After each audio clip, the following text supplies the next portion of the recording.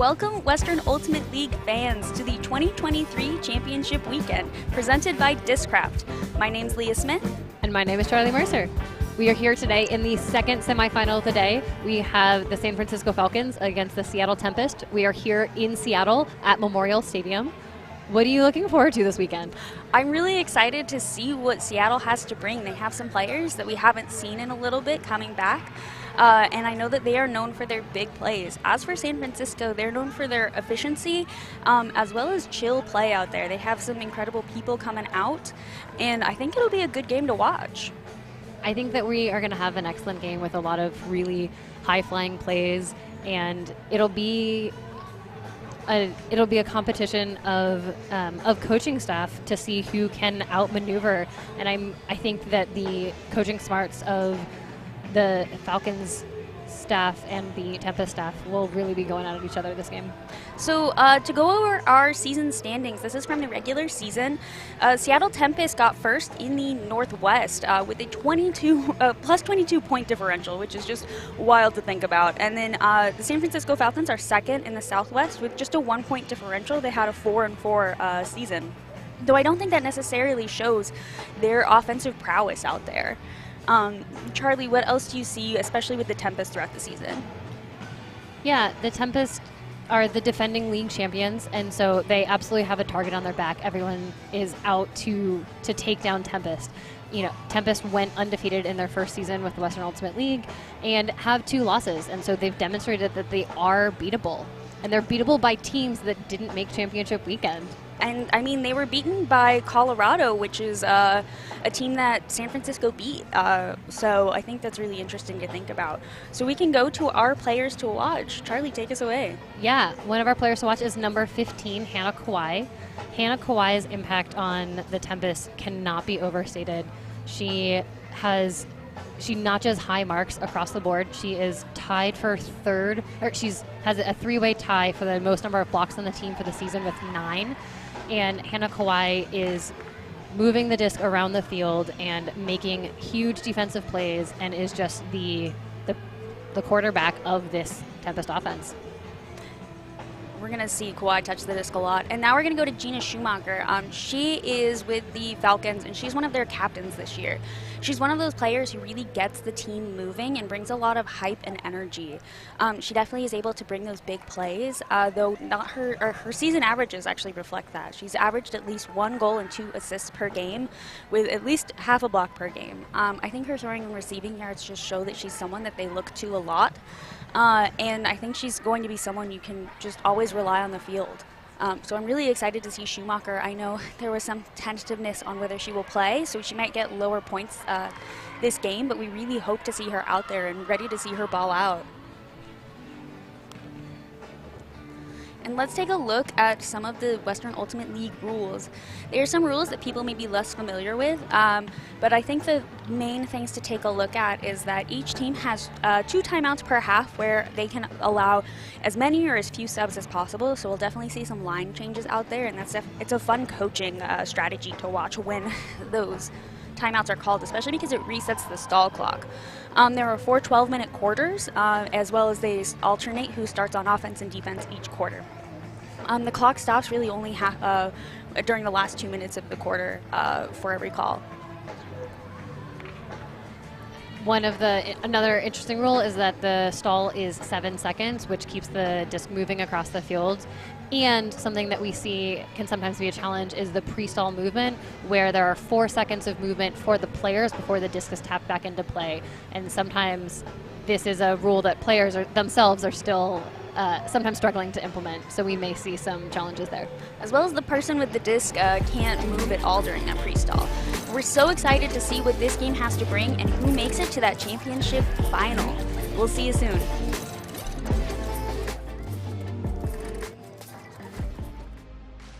July from Nottingham, England, the World Flying Disc Federation's World Under-24 Ultimate Championships.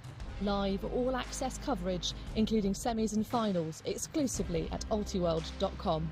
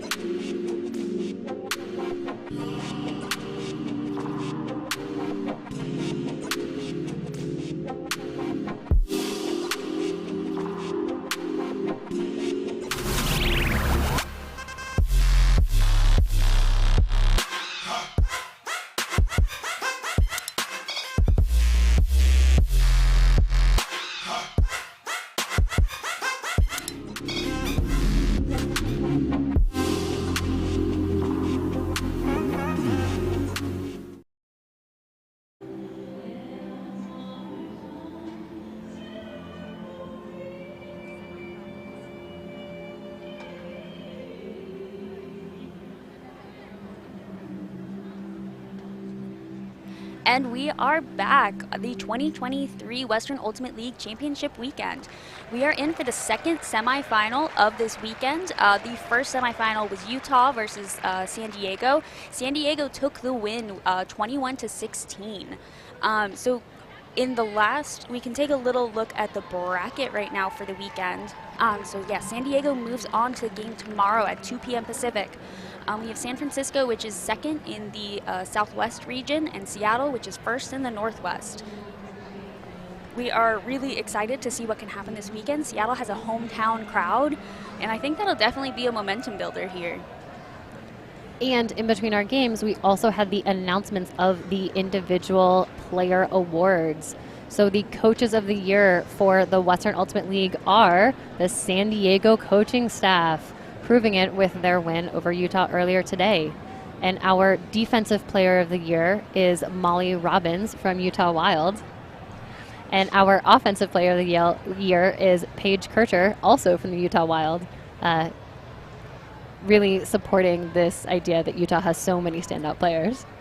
And our breakout player of the year is Kez Gazelle from Arizona Sidewinders. And our most valuable player of the year is Kayla Helton from San Diego. Well deserved all around.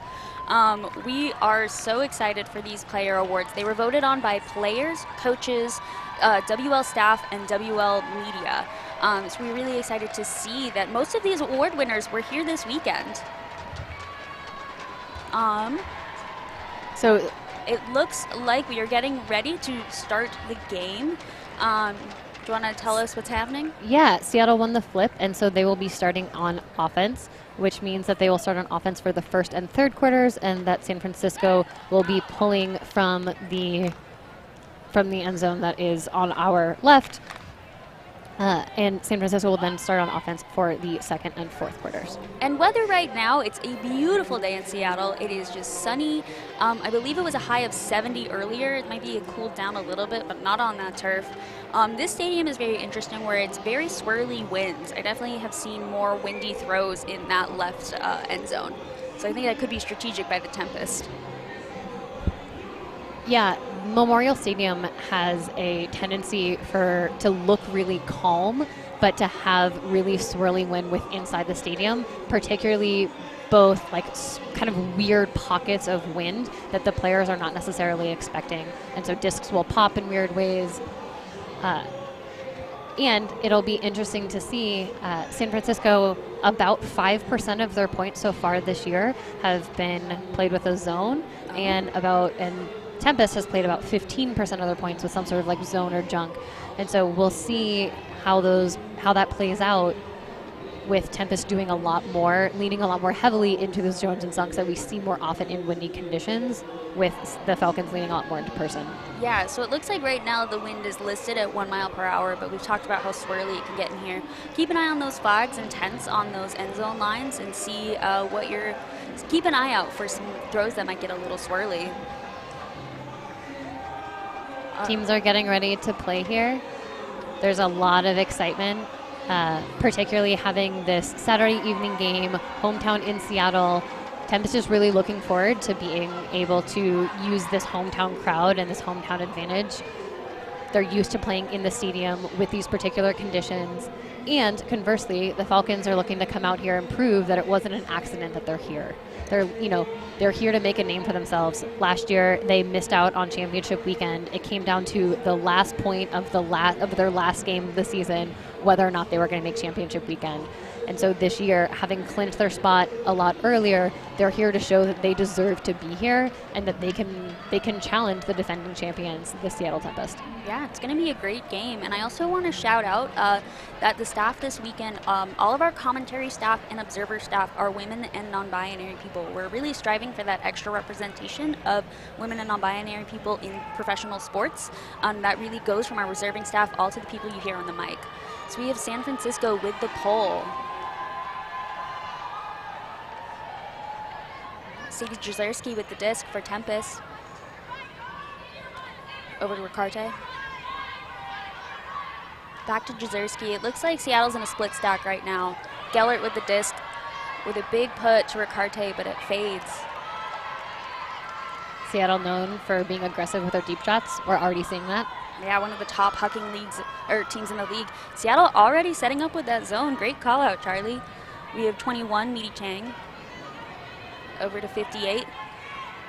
To Munson. Back to Chang. To Munson. To Wataoka with a big put to number 16, Chang, Eliza Chang, who tries to run it down. I thought they had a chance for a minute, but there was also some tight defensive pressure by Garrity. Garrity did a great job closing the gap there, making that and winning that foot race. Yeah, made it so there was really no chance for a layout grab. Jezierski picking up on that sideline. Seattle in, their split stack again. To Ricarte. To Lim. With Kawhi. That player to watch. Jezierski trying to run it down.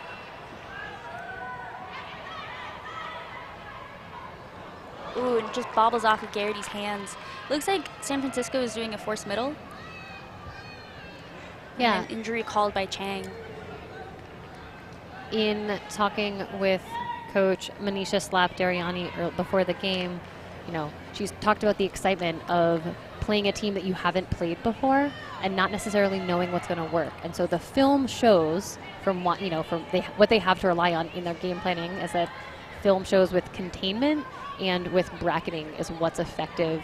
And so that's the initial game plan from the Falcons to challenge this Tempest offense through, you know, that force middle and trying to force them into those smaller spaces. We have Munson. Ooh, just a low throw to Wataoka. Jezierski to Lin. Back to Jezierski and Lim in that really quick handler movement. Ooh, they tried to grab the big layout, but oh my goodness, Lexi Garrity with the first score of the game. Definitely made that exciting with that bobble. I am sure she is so relieved that she landed on her back, so she was able to contain the disc. So the rule in Ultimate is that as long as the disc doesn't touch the ground before you are able to establish possession, then it counts. And so that's exactly what we saw Garrity do here, that even though she didn't fully have possession within her grasp, that because it stayed on her body, and then was able to fully secure possession, stop rotation of the disc without it touching the ground, it does count as a goal for her. That face grab was really clutch. Yeah, we've definitely started this game off in an exciting way. I think both teams are showing themselves to be a little bit jittery coming out this first point. We've seen some uncharacteristic turnovers, forcing some shots that are not entirely open. There's a lot of opportunity for the teams to settle down, find their groove. Yeah, for sure. So we have Rawling with the pull.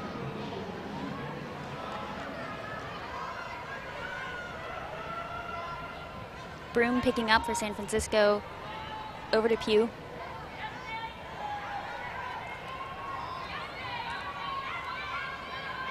Oh, let's see, number 38 with the run through D. Rachel Bradshaw. Yeah, I think San Francisco just wasn't really attacking the disc, and Bradshaw was able to take advantage of it. Kirkland in the middle. Bradshaw up to Sue. To Rolling. To Elmy in the center. Sue with the disc, back to Elmy. They're doing some quick handler moves, but they're knocking on that red zone door. Sue just right on that corner.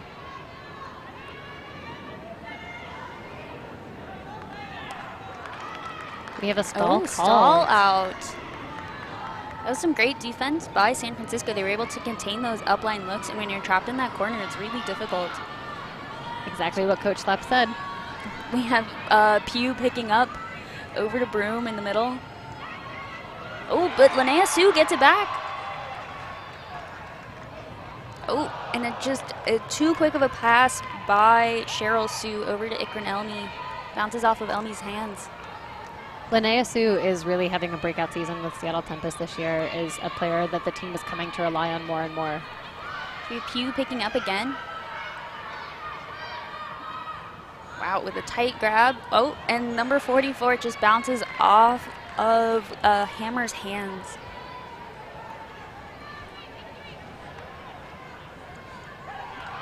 So Elmi picking up on that sideline.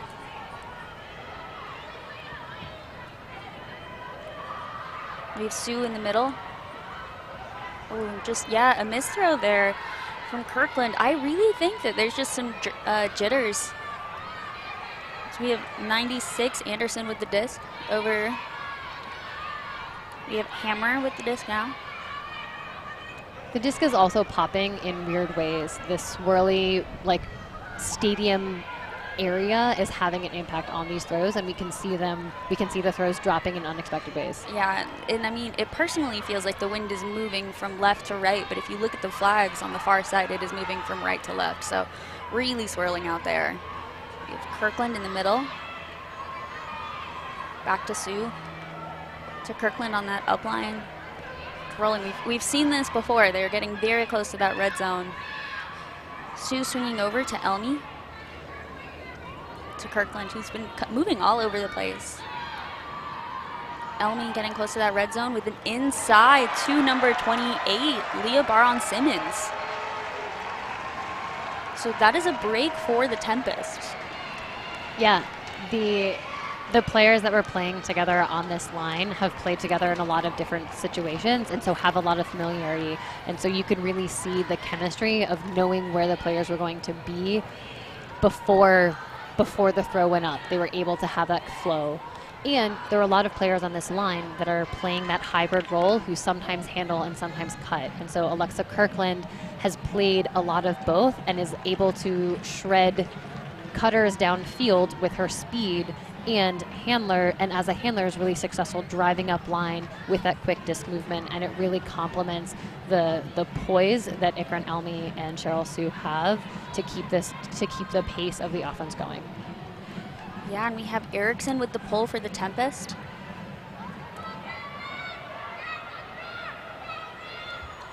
Looks like Meaty Chang is back on the field, center handling for the Falcons with a high release over to Ting. Looks like Seattle's in a bit of a zone right now still. We have Schumacher with the disc. Back to, let's see, Ting has the disc now. And yeah, just a missed throw to Munson. I think that was just a miscommunication there. And we have Stern picking up the disc on that sideline. And this is Stern's first game back after a long injury. Has been a huge impact player for this team in the past and has just recovered, and so it's so exciting to see Stern back on the field. Wow, it looks like there was a foul called on Munson, so Stern maintains possession of the disc. To Wong with a big put to Erickson. There are two San Francisco defenders in the area, but Erickson is very tall and very good in the air, so I loved that spike. Erickson is known for being a phenomenal deep target and proves absolutely why. Yeah, that's incredible to see, and the energy in this stadium is really great right now. There's a ton of people yelling, the team seem excited, and we can see that huck again by Wong. It was all the same third of the field too.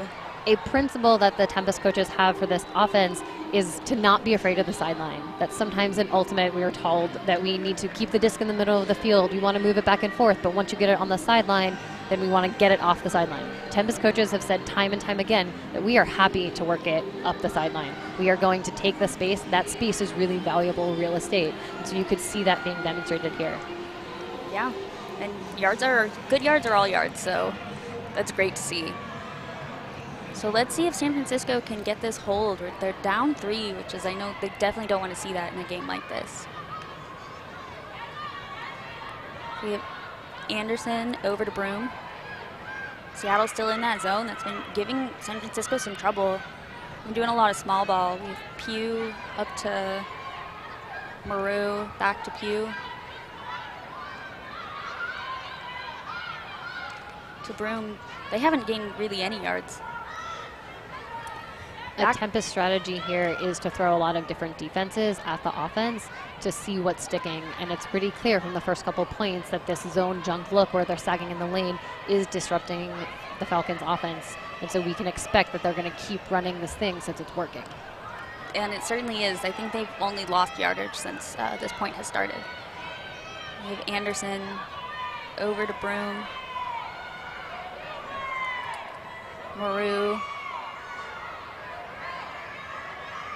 Oh, with the phenomenal Lynn tried bit to attempt. bid, yeah. And inside, oh, and Garrity with the run through. I think she was also able to corral that and push it a few yards forward. We have Jezierski putting to Garrity. Let's see if she can get the bookends. Pugh says no. Jezierski is asked to be a shooter for this team, and you can see that here. She is 7 for 12 on Hucks. Now 7 for 13 on Hucks so far this year, but is really successful on taking those shots. I mean, we should expect to see her shooting more this game. So yeah, we have Maru looking for a dump in Broom. Over to Anderson. To 27, that's Clarkson. Back to Pugh in the middle. Yet again, losing some yardage there. Broom. Ooh, the big putt, a little floaty. Let's see if Mims, oh, Mims can't get it. We have Gellert with the D. Jezierski.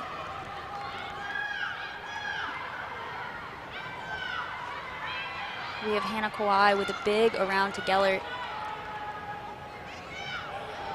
Oh, tried to jump it in, but instead gets the assist.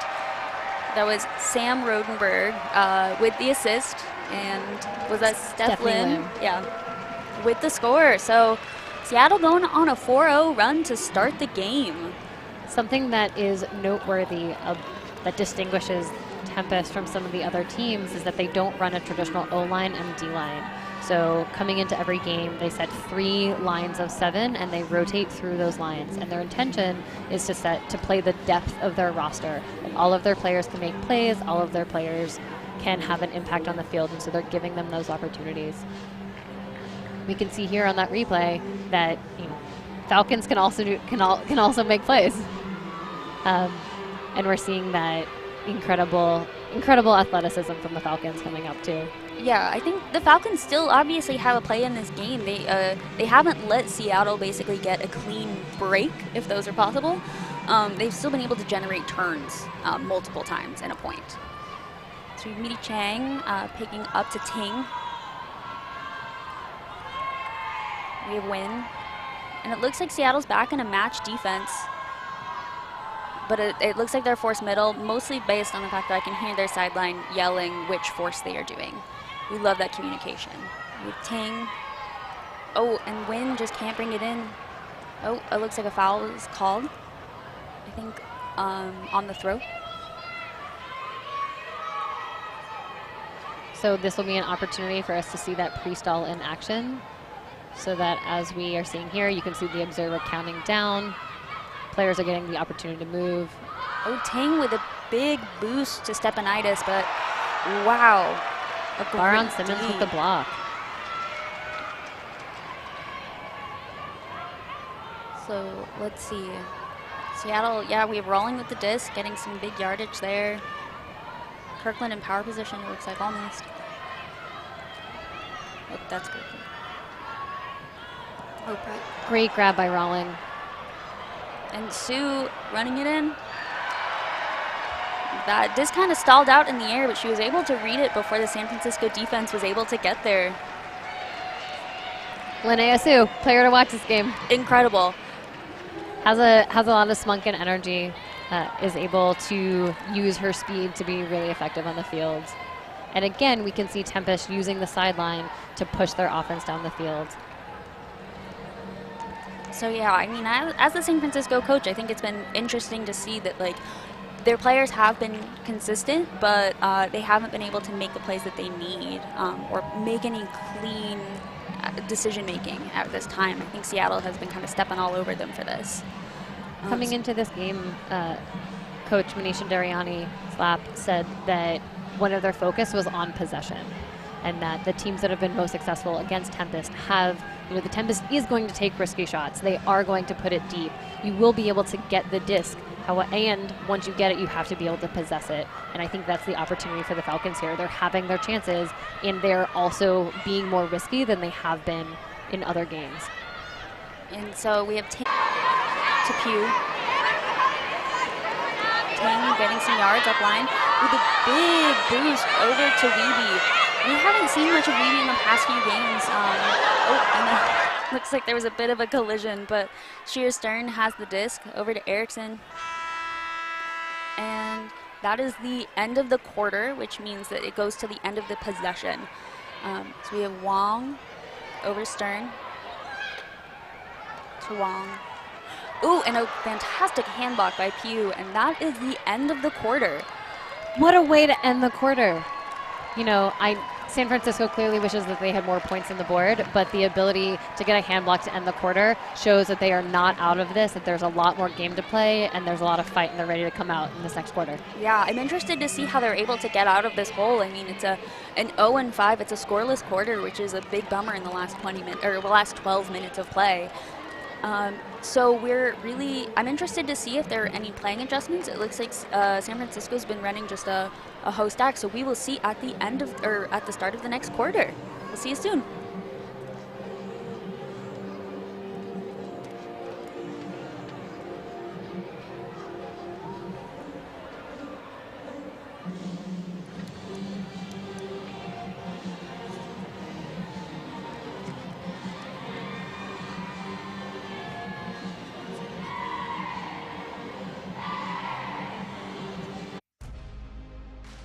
July from Nottingham, England, the World Flying Disc Federation's World Under-24 Ultimate Championships. Live all-access coverage, including semis and finals, exclusively at ultiworld.com.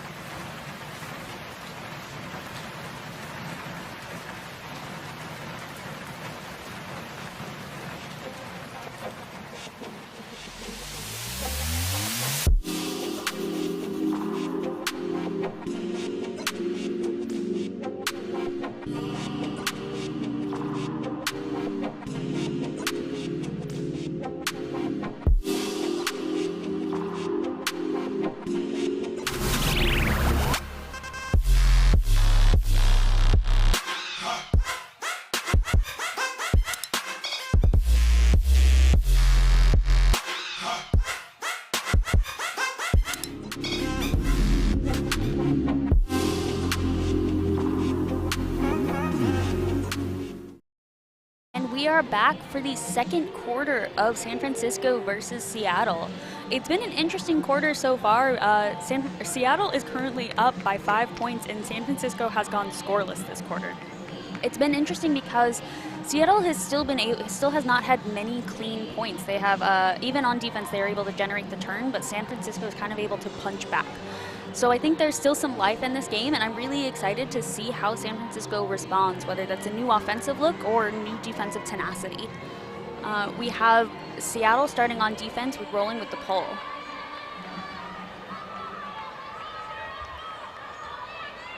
We have Pew picking up. Over to Schumacher. Oh, and just into traffic. Elmi is able to get the D. We have Sue with the disc. Sue up line in that power position to rolling with a fantastic grab, but not in the end zone yet. With Bradshaw back to rolling. That was a quick and easy break by Seattle, so it's 6-0. Caitlin Rowling is another player to watch for the Seattle Tempest.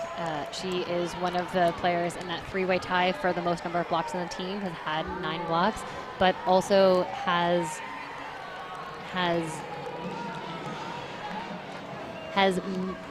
quite a number of goals as well for this season. Caitlin Rowling has been such a stalwart in the air for this team and able to come up deep again and again. The thrower there was number 38, Rachel Bradshaw. And a fun fact about Rachel is that Rachel is Grandmasters eligible, meaning that she's playing professionally and is old enough to play in sort of like advanced leagues because of her age, and is still able to have a huge impact on this game, already having gotten a block and an assist so far this game. So it was another player to be watching out for. Wow, that is a fun fact. And seeing that someone's Grandmasters eligible who can hang with the 18-year-olds out here, love to see it. Very motivational for me. But we have Erickson with the pull for the Tempest. And it lands on that side lane. That's a great pull. We have Munson to Chang. To Wang. Back to Munson. Wang upline in a power position. Such a beautiful look. Big putt. Oh, that was beautiful to number 26, Mankoff. We have the San Francisco score, and it was a beautiful, clean hold. It's so exciting, and I'm sure San Francisco feels a lot of pressure release right now. Absolutely. And I think it's so perfect that Julia Mankoff is the one who caught the disc. She's leading the team with 15 blocks and has a plus-minus rating of 16.5 and 5 goals, now 6 goals on the season. But she has the highest plus-minus rating on the team with a score of 16.5. Has such a profound impact. And it doesn't necessarily show up in the assist column, a little bit in the goal column, but she's not as showy, but is really a huge contributor to this Falcons offense. And I think that someone will be kind of a bellwether for where this team is going to go. And her success is going to lead the team to the team's success. So we have the San Francisco D-line out there, though I think they've been swapping personnel back and forth. Oh, and just a first throw drop by Steph Lim. So we have Ting. Over to Wataoka with an inside to Luke. With Stepanitis knocking on the door. We're to 42 win. He's looking for someone.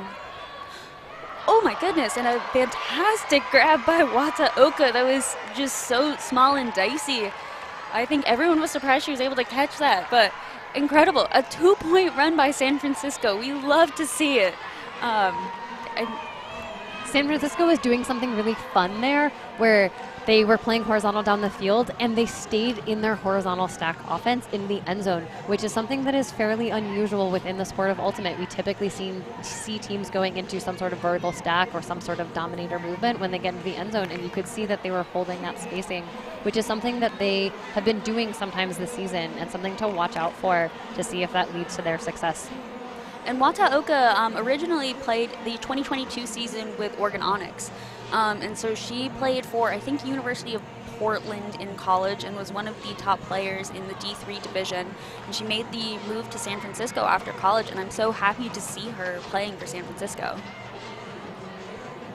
And we have Mankoff with the pull.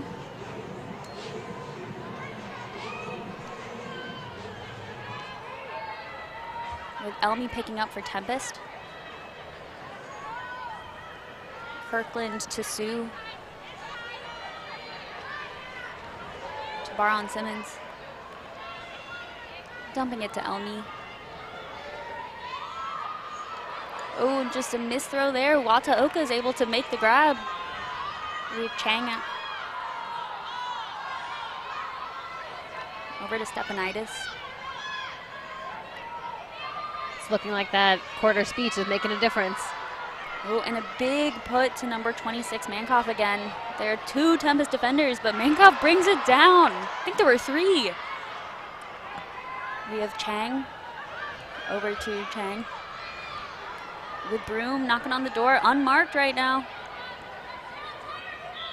Oh, and the timeout called by San Francisco. I think that was really smart. There's 9 minutes and 30-ish seconds on the clock, and I know that stall was getting high. It didn't seem like there was a lot of playing out there for San Francisco, and so taking a breath, especially before that red zone offense. We have Chang's tuck. Let's see, 1, 2. Oh, Mankoff is able to make that grab and use her body to block the defenders out really cleanly. Absolutely. I think this is a really phenomenal call by the Falcons coaching staff to give the opportunity to take control of the game. You have 2 timeouts per half, and so having not used them, this is the great chance to talk to your team, keep your momentum going, keep giving them the pep talk, put your offensive players in to be able to clinch this goal, and then keep putting out the D-line to keep putting pressure on Tempest. And I always love frisbee with a plan. I want a good organized system in place. Everyone knows what they're doing, so I'm excited to see. It looks like we have Pew picking up, who's been handling for San Francisco. Pew has played 112 points coming into this game, which is the most number of most on the team, and is somebody who really has a large impact and has 18 assists, the most on the team, and this is another chance to get number 19. And we have Weeby looking in an ISO look, pulling Wong to the side, and is able to just burrow through Wong. That was some great offensive movement as well as patience from Pew. She was able to just kind of wait for Weeby to get open. And I think I love the confidence and trust in your teammates in a move like that. Because the stall's only 7 seconds. It normally feels more like 4.5. That's exactly what I was thinking there. There wasn't... Pew was committed to Weeby as the receiver and was giving Weeby as much time as she needed to get open. And Wang needed a few cuts to get there. She was playing really tight person defense, and it took 3 cuts for Weeby to get open. And Heko had a great mark on Pew. She did not let up any arounds and even made that inside look too dicey. I know there's a lot of relief on when Weeby was able to bring that in too. And that makes our score 6-3. San Fran has now gotten 3 goals in a row. That really changes the dynamics of this game. Shows that there's a lot of fight. All right, we win with the pull. Abramovich picking up. I don't know if that counted as a turn or not, but Munson makes sure that happens. That was a fantastic run through D. Iwata Oka over to Chang with a great around, but Abramovich is able to get that block back. Feeling a little bit burnt by having her throws blocked. Oh, and it looks like Seattle decided to call a timeout.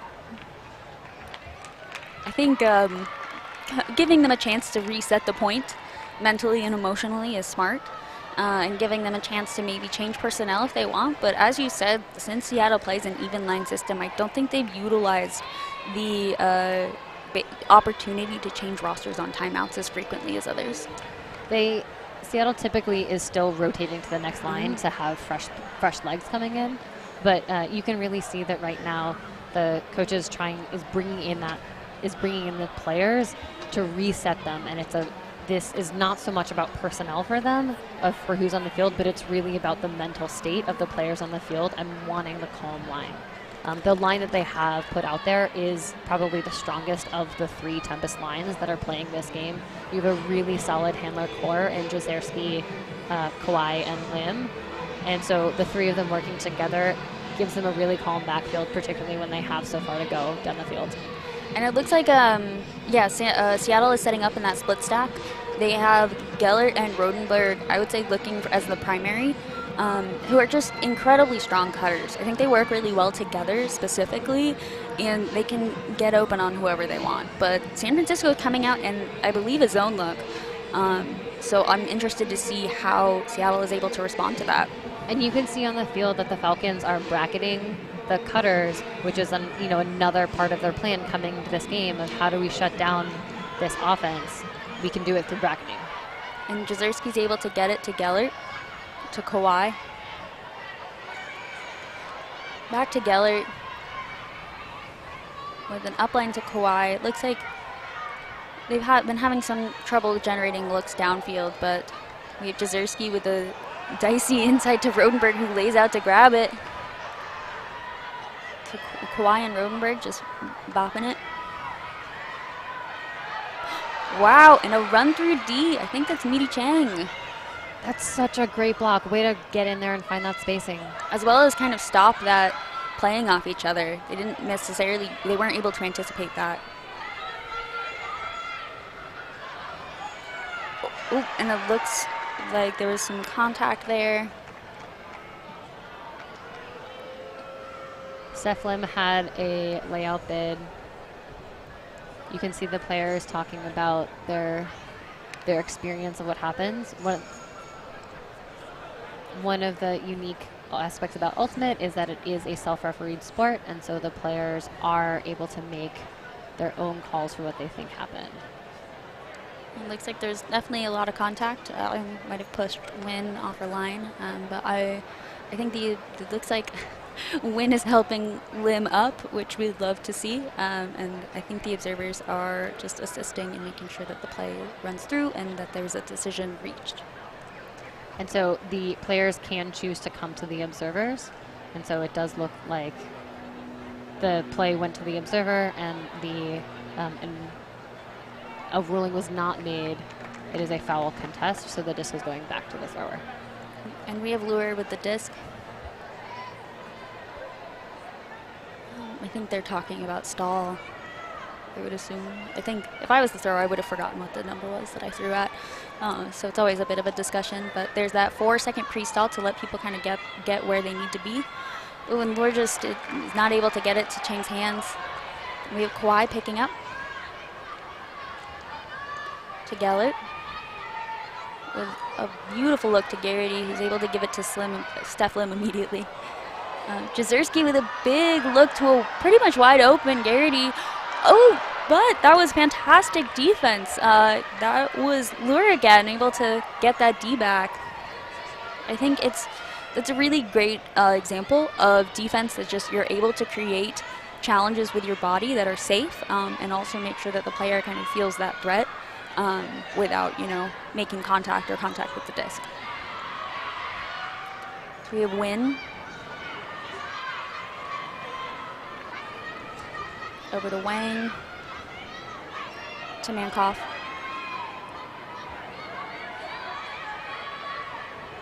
Ooh. We have Win with Fuse San Francisco. Oh my goodness. What a block! Stephanie Lim with the hand block there. Really anticipating the movement and able to get two hands on that disc. I think watching Win and Steph Lim cut against each other was just wild. Oh, but a beautiful put to Sam Rodenberg for the goal. Sam Rodenberg was one of the top goal scorers for Tempest last year, but her impact so far this season has been mostly in the middle of the field, and she hasn't racked up as many stats. But here is still showing that has a nose for the end zone and able to use her speed deep to gain a lot of separation and become a really appealing target for throwers like Hannah Kawhi. Yeah, that was a beautiful look, and that block by Steph Lim was just wild. I think the Steph Lim, Jacqueline Wynn matchup there was really tight. I mean, they were able to get the disc to win, but Steph Lim was right on them. It was so tight, and I think there was a lot of confidence there in San Francisco in Wynn's receiving. Steph Lim was saying, no way, not today. Yeah, the defensive pressure from both teams has really taken a step up in this second quarter. And there's that hand block by Steph Lim. Just incredible anticipation, and then we have the beautiful throw to Sam Rodenberg. And Wataoka just put it to Hammer, but Rawling is able to say nope, and Seattle Tempest is back on offense. We have Almy in the center of the field with big yardage over to Sue. We have Cheryl Sue on the upline. And a great around to Kirkland. Elmy streaks across. And Baron Simmons right on the line. Or Bradshaw, sorry. Sue still on that sideline. To Kirkland. And just an outside in to Cheryl Sue.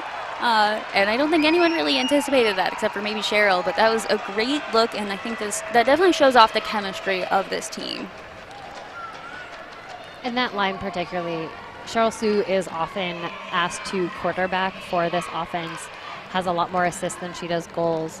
You can see her having the disc centering it to Kirkland, but all of that experience playing together. Kirkland is really has a lot of touch on her outside in flick and is able to drop it into very specific places. And that experience, having played together for so long between Sue and Kirkland, is showing up here with a lot of success on the field. So that is Tempest's, I think, second score of the quarter. And yeah, we have about 4:34 left on the clock. Still have quite a bit of game left to go, but we have Jamie Erickson with the pull.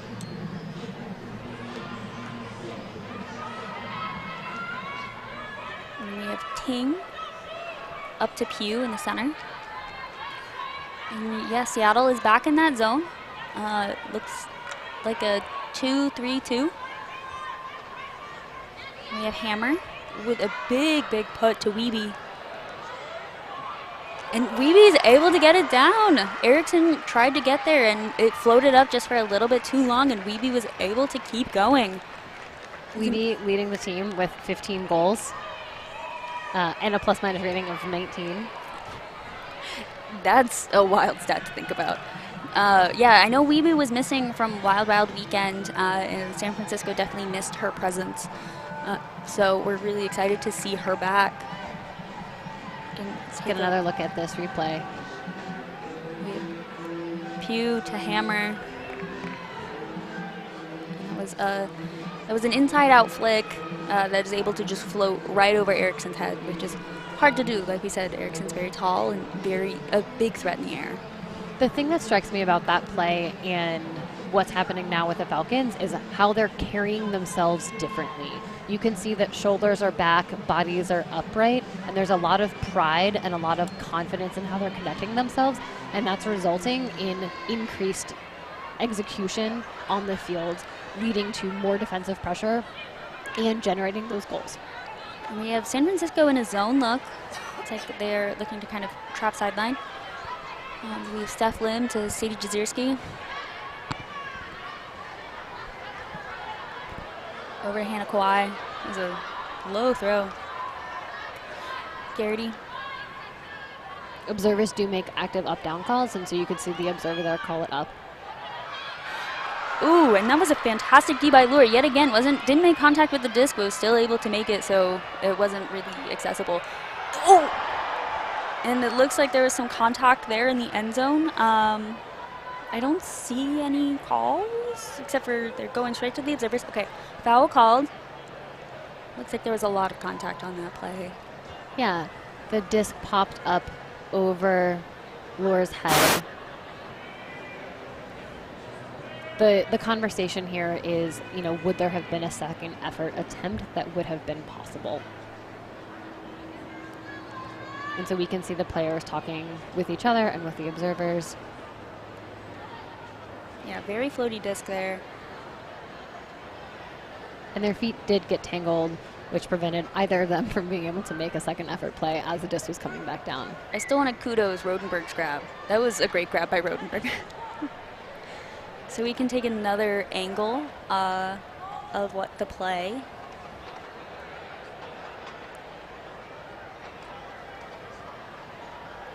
I think that Rodenberg is really showing off of I really want to emphasize that. That was incredible. She didn't necessarily need to do that, and she did anyway.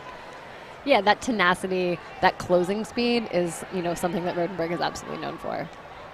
And a great low grab for someone at basically a full sprint. So looks like. So it has been ruled that a foul did occur, and Laura keeps possession. They might have done the pre-stall before she walked it back, which doesn't feel right. But let's see. Yeah, we have Lure on the end zone.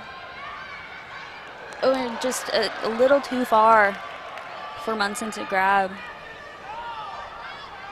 We have Kawhi in the middle of the field, back to Lim. And it looks like San Francisco is still trying to hold that zone. And it just goes right through Geller's hands. This is the opportunity. The Falcons need to keep possession. A minute and a half left in the quarter. They really need to score this possession to potentially have another shot. And so we have Munson picking up. Over to Chang. To Lure.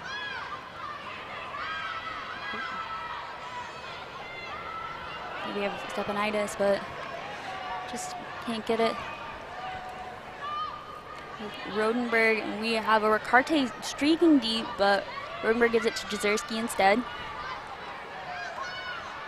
To Lin. And just right through Kawhi's hands. There's about a minute left in the quarter for those of you at home. And we have Ting with the slow walk up the disc. Over to Chang. And a timeout called, which was well called by San Francisco. You can see Ricarte catch the disc, throw it down, being like, I'm not getting credit for that D. I want credit for that D. As we know, WL has the best stats hub in all of Pro Ultimate. I really got to promo that right now. For those at home, you can log on right now at westernultimateleague.com and check it out. As well as the Western Perspective blog. Also, always a very entertaining read. Highly recommend. You get to see the West Perspective power rankings of this week. I think they were published on Friday. So very exciting stuff. Always something entertaining in there. As we are heading into this timeout, let's take this opportunity to shout out our observers.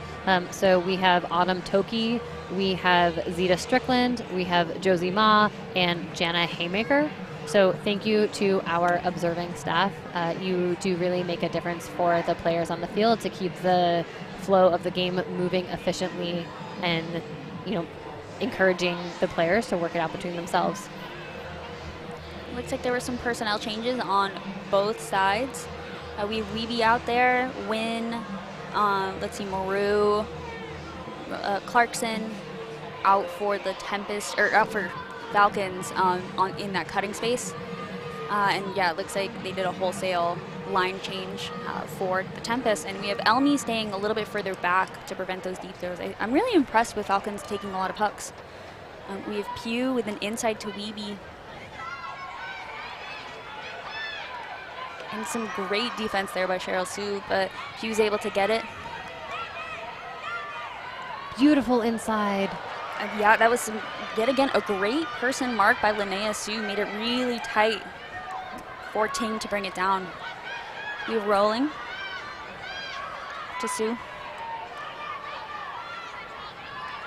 Oh, and it looks like, yeah, number 27, Clarkson with the D, which is great because there's about 16 seconds left in the quarter. So you really want to maintain possession right now. Clarkson did a really great job anticipating that block coming and taking the inside lane and really set that up for herself. And so we have about 7 seconds on the clock for that timeout. Yet again, I think a great timeout call. It looks like I heard that they might not have a timeout. I'm unsure if there are any ramifications for that. Oh, it looks like there was a stall. There were no timeouts, and so that does count as a stall. Brutal. Especially with 7 seconds left. We have Kirkland picking up. Over to Rolling. To Erickson. Because of that buzzer, this is the last possession of the quarter. And Sue's able to still save possession. Over to Elmi. And a hand block there by Clarkson. Yet again, ending the quarter on a hand block. Great point by Clarkson. Clarkson got the D earlier, got another hand block. Really looking to make moves here. Well, yeah, now, so we started the quarter, what was it, 5-0, 6-0? And now we are at 4-8, so we have a game going. I'm interested to see if San Francisco is able to bring it back. We can take another look at this. Oh, it looks like it was just a low throw. Sorry, Clarkson. You don't get that D, but a great mark to force that low throw. And so, yeah, I think we've seen some great plays by Clarkson. I would love to see Weeby be more active in the downfield for San Francisco, and some continued great throws by Meaty Chang and Wataoka. I think they're a great handler for. And that was definitely a coaching miscue by the San Francisco coaching staff to call a timeout when you didn't have a timeout. And that is sort of an unfortunate error because they were in a scoring position. They were fairly close to the end zone. They had momentum. And in calling that, not only did they stop the momentum, but also lost possession because they didn't have any timeouts. So it is, we call those kind of these like avoidable errors. We would prefer, to not have those happen. Yeah, I think, but I mean, the good news is that the San Francisco defense was still able to stop that Seattle score. And yeah, I think Seattle is bringing some offensive and defensive, I would say, efficiency and effectiveness. But we've definitely seen them play cleaner in other games, so they have a lot to work on as well. But yeah, we're excited to see what happens next.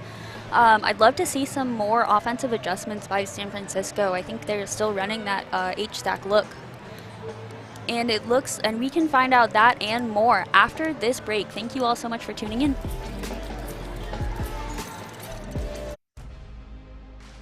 July from Nottingham, England, the World Flying Disc Federation's World Under-24 Ultimate Championships. Live all-access coverage, including semis and finals, exclusively at ultiworld.com.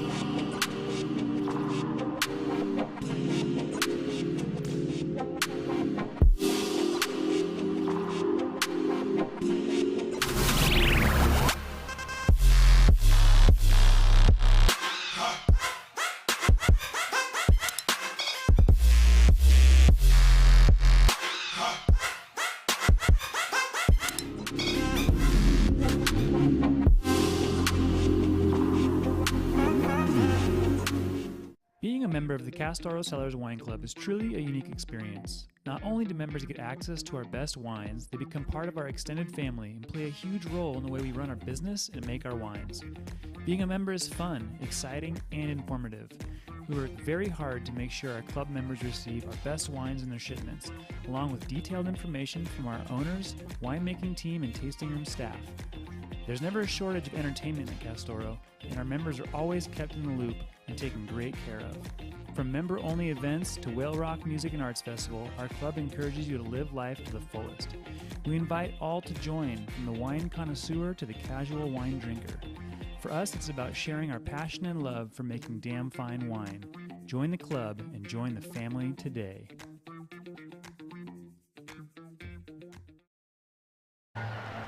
And we are back. We have an interview with Charlie Eide and a Seattle Tempest player. Take it away, Charlie.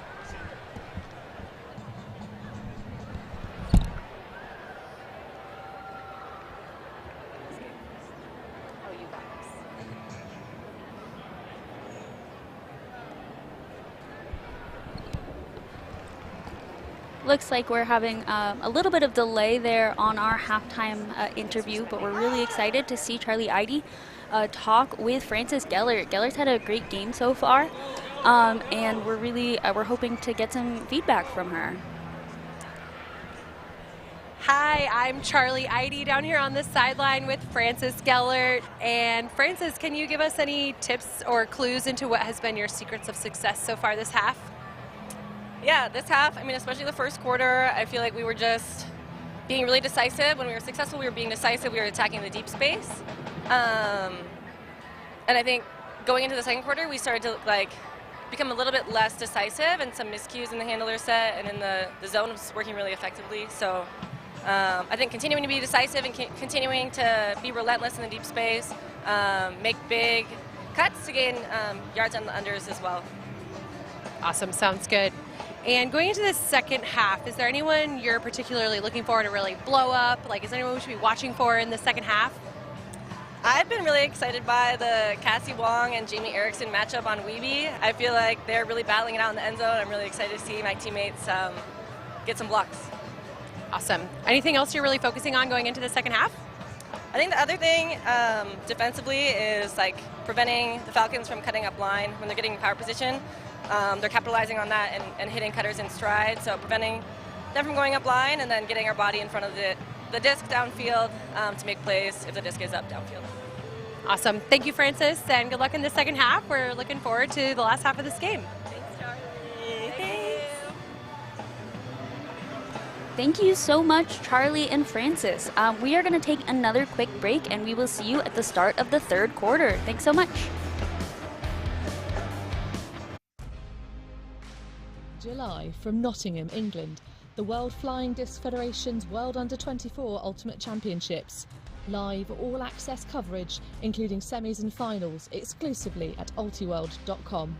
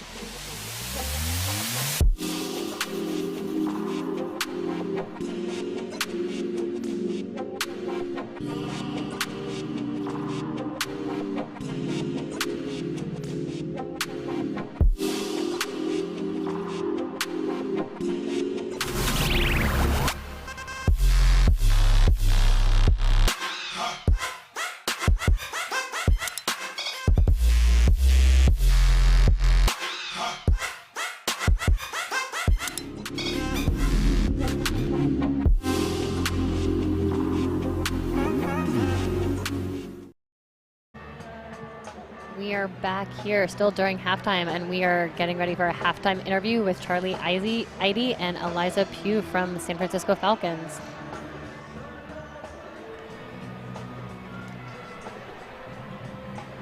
Hi, I'm Charlie Eide, back on the sideline again, now with Eliza Pugh of the San Francisco Falcons. Thanks, Eliza. What are you looking to make some adjustments going into the second half? Or what are y'all thinking about going into the second half of this game? Sure, yeah. So Seattle has been throwing some zone against us, so we're talking about on offense how we can work through that. And you know, we put ourselves back in this game from being down at the start, and so we're just looking to create more turnovers and more opportunities to score. Awesome, thanks, Eliza. Who else on your team should we be looking for to really kind of blow up in the second half? Who's going to be your big playmakers in the second half? Yeah, well, Pin Wen Wang has been crushing it on defense, and Julia Mankoff as well. She's the one who's coming down with a lot of 50-50 balls for us. Awesome.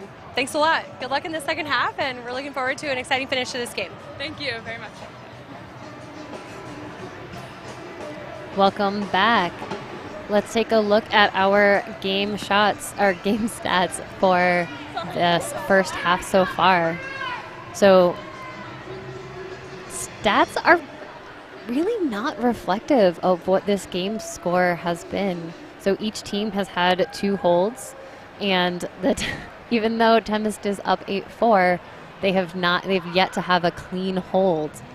Both teams are having lots of turnovers, 15 turnovers. 11 turnovers.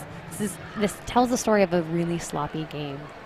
Yeah, I think while defensive pressure has been incredibly tight by both teams, I do think we have to credit a lot of these turns to just miscues, whether that's with the wind popping the disc up or just too tight of an IO. I really think that a lot of these turns are just caused by, I hope, nerves rather than anything else to play in this big game. There's a lot of opportunity for this score to get closer, if either or further away, depending on who is able to clean up their game in the second half. As we're looking forward, as a coach for either of these teams, my message would be around possession, how we want to be very clear about our intended receiver, and we need to deliver the disc to the intended receiver. There's a lot of creative playmaking and I'm going to be the one to do the thing. I'm going to throw it. I'm going to slice it in here into this tiny window. And those plays aren't working right now. You can see the wind. You can see the flags that are blowing. The throws aren't holding their edges. They're dropping in places that the throwers aren't intending them to. I know on the screen they showed the flags blowing for a second. They were blowing pretty heavily, and now it has almost completely stopped. So I think that really showcases just how wild this wind has been, as well as how many times the wind has switched, which direction it's going. I swear every time I look at those flags, they're going a different way. And it looks like the start of the third quarter. We have 98, Sam Loop with the pole for San Francisco. We have Lim to Sadie Jezierski. Over to Hannah Kawhi. To Garrity on that sideline. Looks like San Francisco is in a match D. Just forcing flick with a hard no around mark. We have Rodenberg on that forced sideline. The Tempest offense is starting to get really compressed there, which is not how they play their best. That's reflective of the strong D by the Falcons.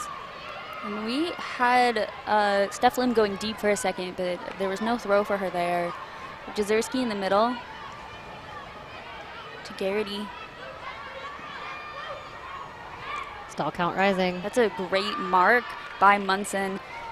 And looks like there's a stall called. It was a very long time Garrity was holding the disc. The defensive pressure that the team D that is being played by the Falcons right now is really outstanding. Each of the players are within just a couple of yards of the person that they're guarding, and that is what's forcing these potential stalls that they're talking about right now. They're asking for the disc back right now. That's what the call is. And it looks like the stall was upheld. That is a team D right there. Great work, Falcons. Yeah, I think there's a lot of tight handler marks. We have Chang with a big huck to number 36, Wang, who's able to reel it in. That's a break for San Francisco. We're 5-8. That was an amazing put by Chang.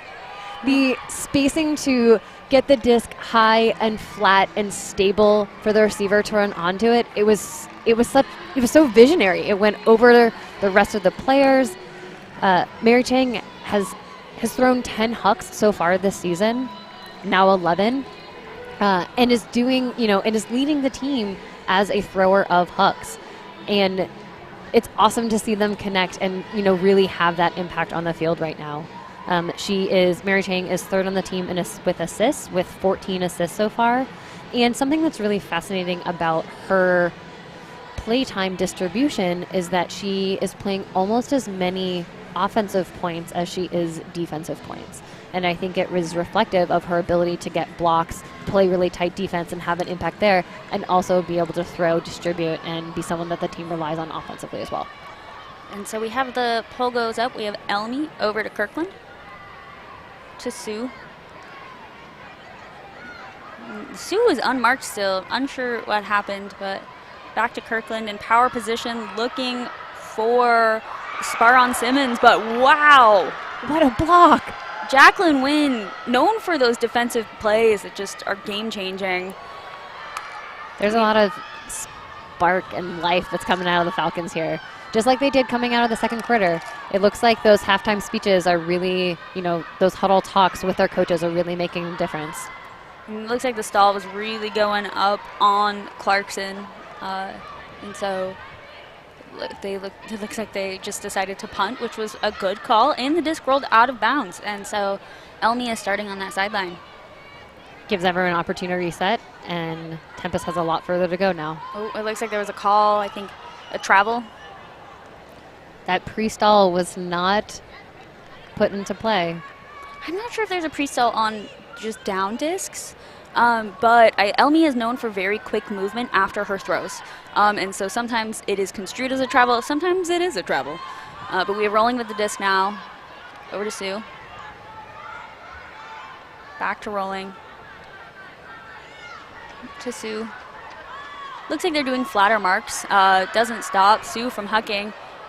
But Rolling is not able to bring that down. I think she stopped her run a little bit too soon. Wataoka over to Lure. Only popping out into that lane. Yeah. That makes an easy reset. A tight look to Ting, but was able to get it. Over to Win, and very quick to Ting.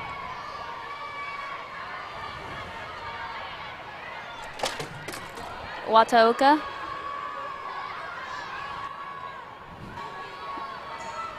Just Lure looking over to Munson with an inside really low throw, but great put to Chang. Ooh, and just pops up and no one's there. Rolling, getting a hand on it. Got to pad that stat list. Got to get another block. Let's see. Let me see if Ryan and Ben counted that block. Makes it the second block of the game. They aren't looking at me. But our stats crew is here, which we're excited about. We have Elmi to Rolling. to Kirkland. Who swings it over to Sue, so they've been able to move the field a little bit. Linnea Sue to Cheryl Sue to Elmi. Looks like downfield there's not much going on, but the handlers are still able to get those chunk yards. Wow, rolling with a fantastic layout grab under pressure from Lure, and is able to make a big huck, but I don't think it went back in. We have an injury substitution happening. That was a really phenomenal bid by Marlena Lure, but needs a break after hitting the ground. That's fair. You're not running full speed and hitting the ground will do it to you. Now it looks like there was some contact with rolling. Rolling sometimes on her long throws doesn't put quite enough touch on them for them to come back in. You know, that is a challenging throw. When you are trying to throw down the sideline, you do have to have that placement perfect. And if you don't have the right edge on the disc, it does tail out of bounds like we saw. So we have Wataoka. Tang lays out to make sure that she has it.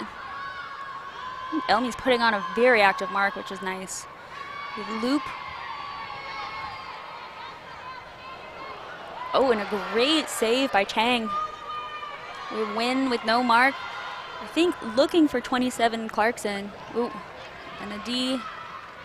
See, Sue seemed to hit the ground pretty hard, so might have gotten stepped on. Sue is taking an injury sub. It's been a long point, too.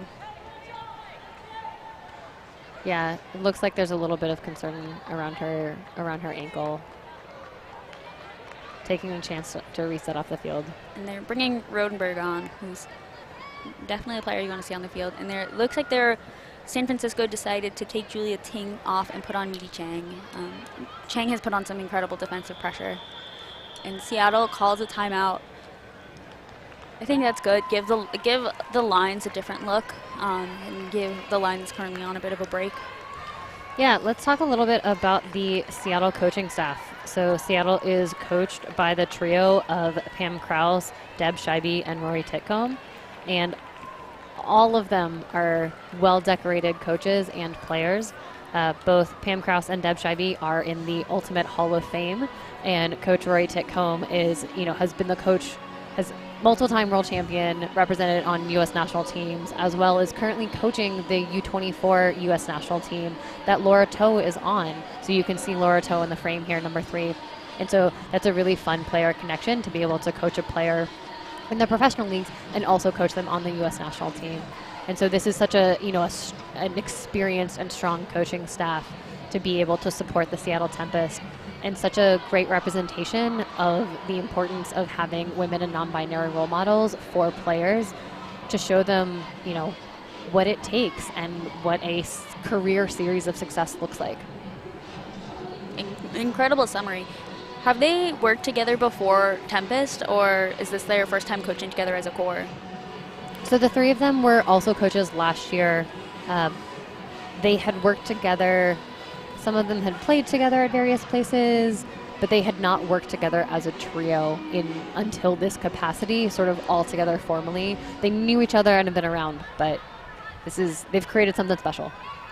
So we are back. A wholesale line change by the Tempest, and I think just some personnel changes by Falcons. Falcons were working really hard to bracket those plays, but Tempest have been able to still work it down the field with some great looks by Abramovich and Hecko.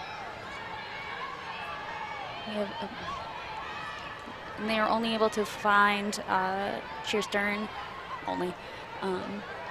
They're able to swing the field over to Toe. To Baroma.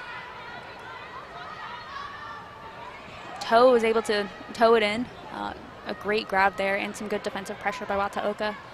A beautiful inside backhand. Oh, just Shearstern, I think, just swatted it down accidentally. I think that's another factor of the wind, looking for the disc to come in a certain place where, judging by the disc. Nice D by Cassie Wong there. Oh, and Laura Toe said, Cassie Wong's going, right? That was a beautiful huck. And I think Cassie Wong did a really great job reading that D. She had to go around to around someone else to get that D. They basically got split up. And instead of calling a pick, she was able to run through and kind of surprise the offense there. And with no contact, making that a really clean play, which is a great job by Cassie. We love to see no contact Ds. So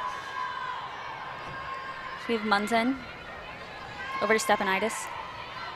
Oh, just floats. Shearstern getting a block. Tapping that down.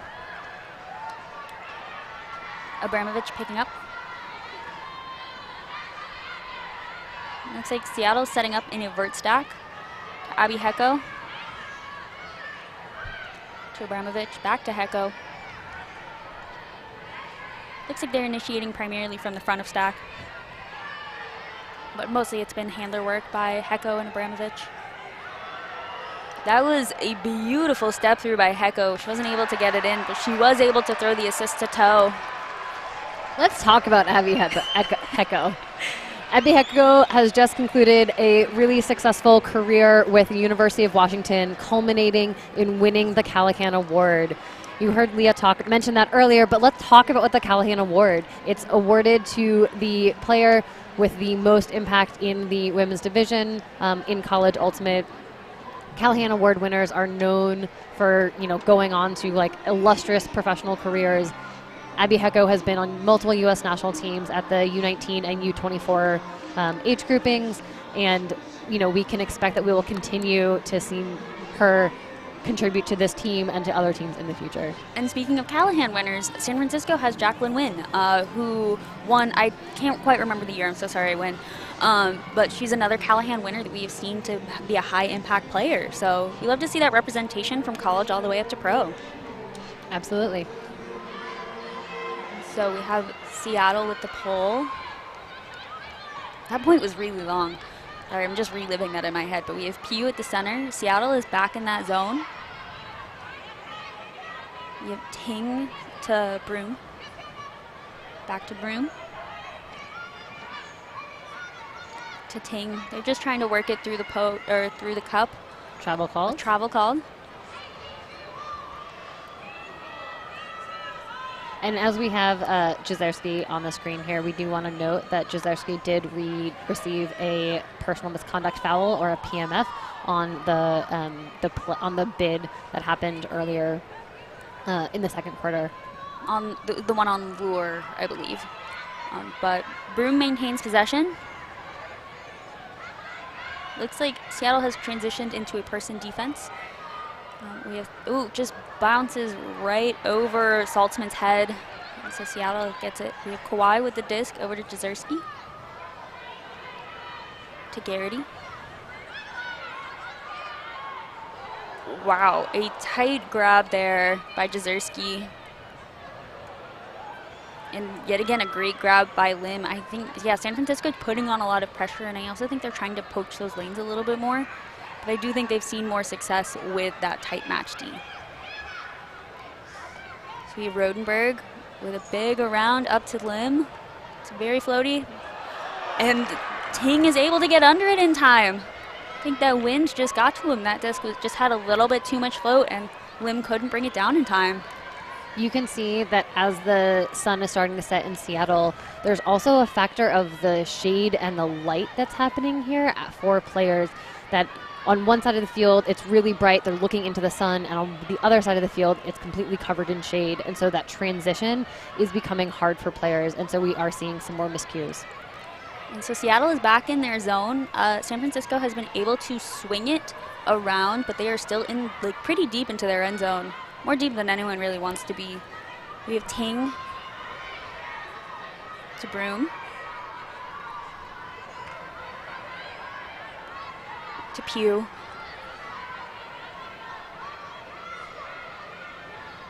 Seattle hunting for that Callahan, which is where the Callahan Award comes from.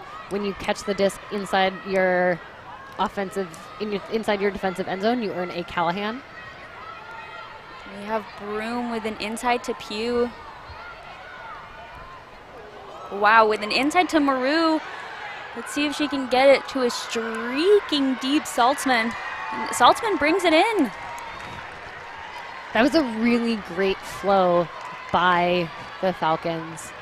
They started off the point, or that possession specifically, with a lot of patience. They just dinked it back and forth many times in their own red zone, and they were able to break through with a throw to Broom.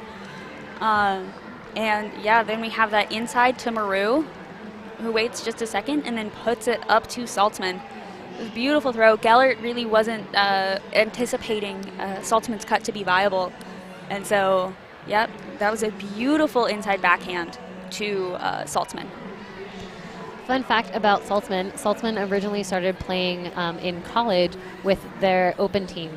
Open in Ultimate is typically used to refer to the men's teams, and then captained the open team and then started the women's team.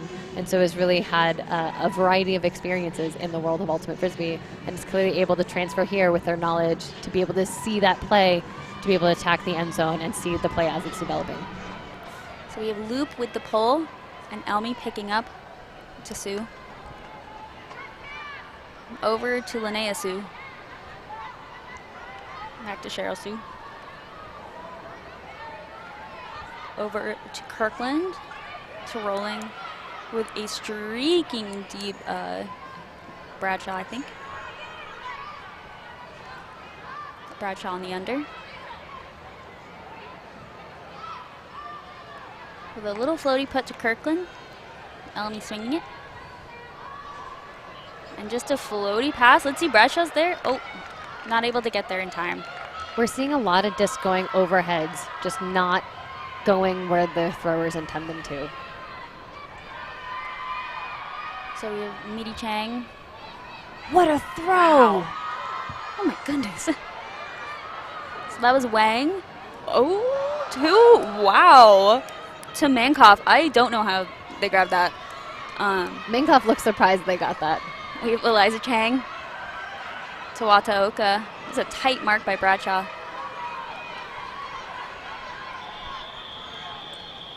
And that was a very good timeout. It looks like Wataoka and Chang were having a little bit of miscommunications there on that swing. So Stall was rising. You could tell there's a concern there.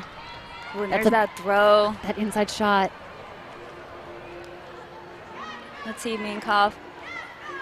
That was wild.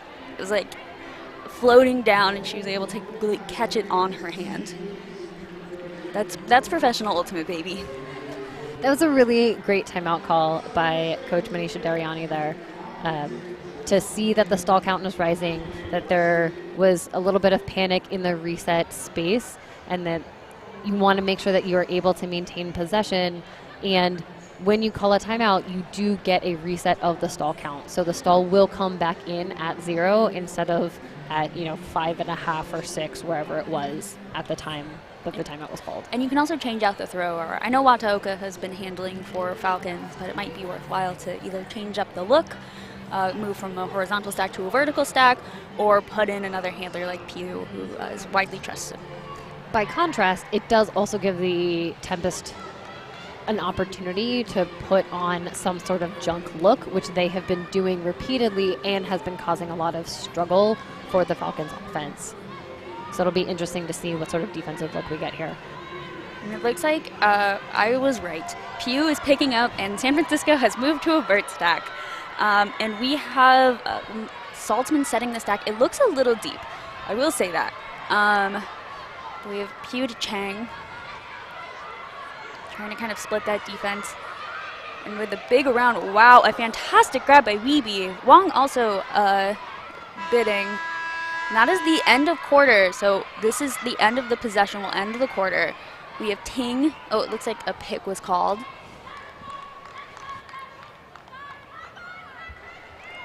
And so it goes back to Chang.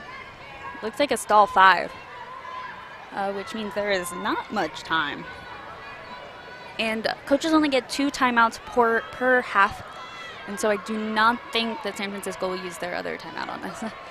We have Ting over to Win. Back to Ting. With a high release over to Chang. And then inside to Weeby. Beautiful, patient offense from the Falcons. Wow, we have a 2-point game. remember the first quarter ended 0-6. And so now we are at 7-9, which means that in the last 2 quarters, San Francisco has been able to come up 7 points and have only allowed 3, which is just fantastic to see. So let's take a look at this last point. We have Chang to just laying out Weeby. Wong isn't able to get a hand on it, and that was just a wild grab to see.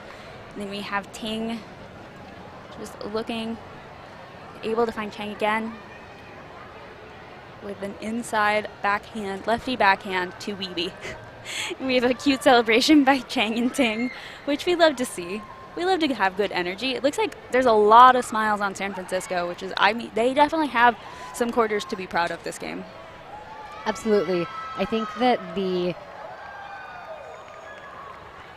a beautiful thing that the Falcons are doing is that they're uniting so much of the different cross sections of San Francisco Ultimate, and you can see the joy of the team that's happening here and their growth as a team over the course of the season. And we will see more of that after this quick break. Being a member of the Castoro Cellars Wine Club is truly a unique experience. Not only do members get access to our best wines, they become part of our extended family and play a huge role in the way we run our business and make our wines. Being a member is fun, exciting, and informative. We work very hard to make sure our club members receive our best wines in their shipments, along with detailed information from our owners, winemaking team, and tasting room staff. There's never a shortage of entertainment at Castoro, and our members are always kept in the loop and taken great care of.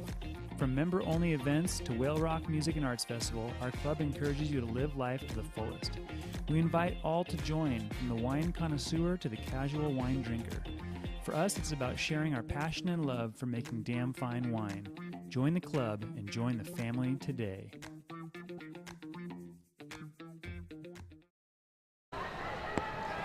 And we are back for the final quarter of this semis game. It's been a wild ride so far with Seattle up by 2 versus San Francisco. San Francisco has been able to come up really greatly in the last quarter. They are now upset. They have 7 points, and they've had quite a few breaks, as well as we've been seeing more increased offensive efficiency from San Francisco. I think something that San Francisco is doing slightly different than what they had been doing earlier this season is that they are taking more deep shots, and those hooks are working for them, which might seem a little antithetical to this, like, we're going to keep possession perspective that was the initial plan from the Falcons. But it is working that once they get the disc in flow, not standstill hooks, but once in flow, they are making those connections deep, and it's being really effective. And so we have Seattle coming down in person D. We have Schumacher in the middle to Broom. To Hammer with a big put. Oh, just off of, or just Q couldn't bring it down in time. And that's exactly what we're talking about, looking to get it in flow and then looking to put it deep. And so we've seen San Francisco bracket this side split stack quite a bit. Looks like we have some defenders pulled more out into the lane. We have Hannah Kawai with the disc in the center. Over to Sue. To Wang. Wong. To Abramovich. To Kawhi. This does look like a hybrid line a little bit more. At least they pulled someone over for this. We have Heko over to Sue. To Kawhi. To Cassie Wong. With a beautiful hook to Abramovich, but let's see, faded just a little bit, but Abramovich was able to grab it. She's right on that end zone line. Broom almost there with the D on Heko. To Cheryl Sue. The end zone set that Tempest runs really relies on the front of the stack, and you can see the focus there for like the top 3 to keep moving between themselves. Wow, and so that was some tight defense there. I think Clarkson got really, really close on Cassie Wong, but wasn't able to get it. But Cassie Wong just throws it a little too far for Cheryl Sue to bring it in. And sometimes that defensive pressure, right, Clarkson being so tight on Wong puts the pressure on so that even though there isn't a turnover on the reception, it forces a weaker throw. And so we have Pugh. Wow, with the toes. That's Maru. What a grab. Over to Schumacher. To Hammer yet again under tight pressure, who puts it up again to Clarkson, and it's a little short. I think that those are the looks that the Falcons want to not make, because that look was from a standstill. There wasn't enough momentum. They're more successful when they're able to get momentum and use that with their hucks. And so we have Hecko with a standstill huck to Rowan. And Hecko is just sprinting up the line there. Ooh, and rolling with a bit of contact on Maru. I think Maru called a foul on that. It's always interesting trying to find the line between, you know, playing defense and playing aggressively, as well as what is a little bit too far. And that changes for different people. Absolutely.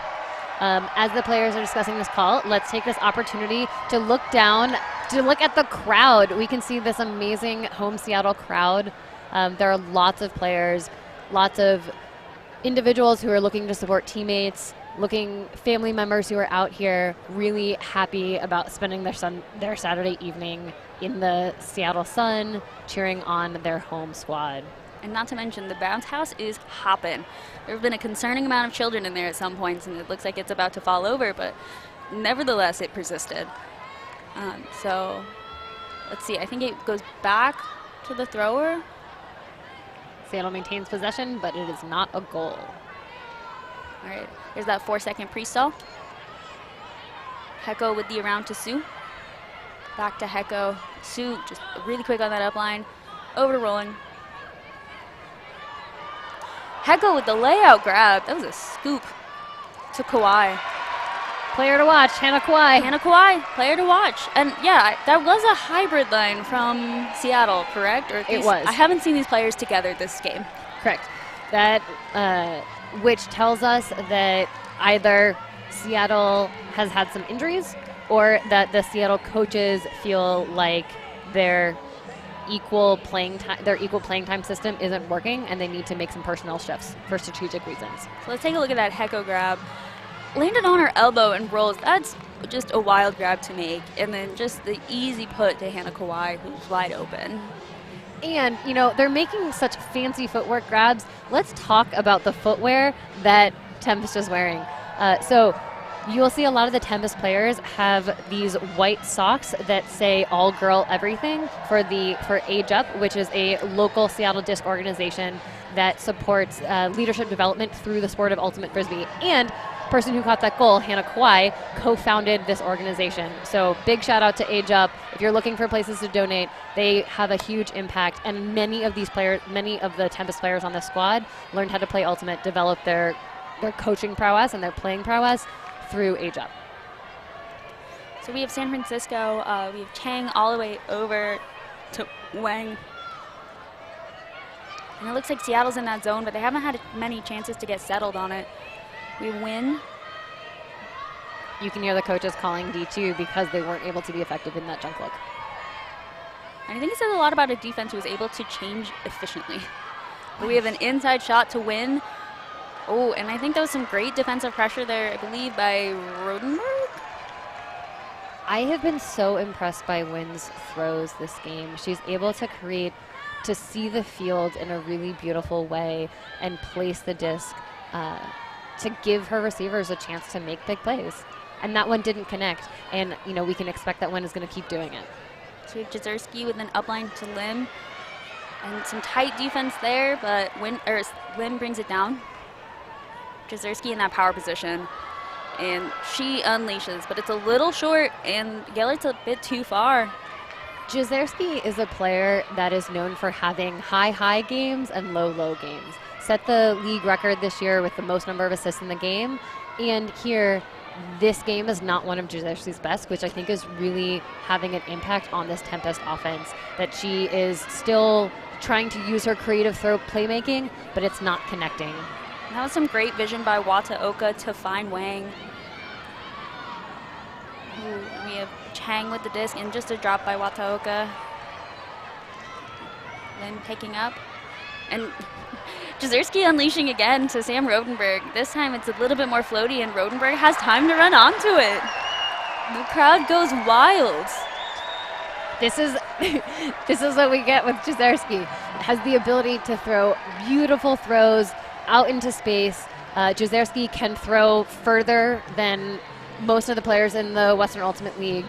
Has a huge range, has really creative shots, and sometimes, particularly with the swirly wind, her placement isn't sufficient because of the conditions. Yeah, we have that look to win just off the fingers. It was a beautiful throw. And we have Jezierski, I think this is the first throw. The second throw to Rodenberg, who's able to read it and run onto it. Rodenberg is really making an impact this game, is racking up more goals, is showing the speed that she's had, that she hasn't had the opportunity, hasn't shown up on the stat sheet so much this year. Yeah, and I think Rodenberg is one of those players who's just going to consistently be able to score. We saw Jezierski's stats, 3 assists in 4 turns, and sometimes it's a numbers game, baby. You just got to figure it out. And let's see, we have Broom picking it up to Pugh.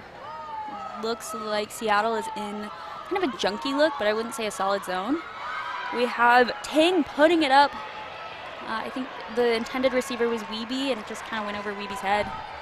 We have Elmi picking up over to Toe. To Erickson. I think the sun is definitely brutal right there. This is another hybrid line.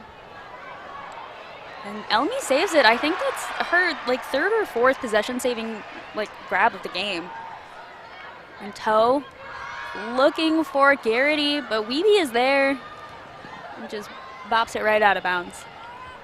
Laura Toe is a left-handed thrower and has beautiful form for being a human who is smaller in stature, is able to get a ton of power and really showcasing that there. So we have Pugh with the disc. To Ting laying out. Something must have happened. That's a long stall count. Looks like there's a discussion with Kirkland. I'm really interested in these personnel changes that the Tempest is making.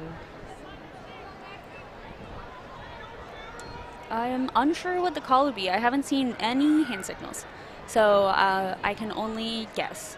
There was a fast count on the mark, which is what the call was. Oh, okay, great. Thank you so much. So there's that 4-second pre-stall. And Ting just puts it up to Weeby, but Baroma brings it down. Ricarte. Oh, Ricarte. Thank you for the correction. And we have Erickson,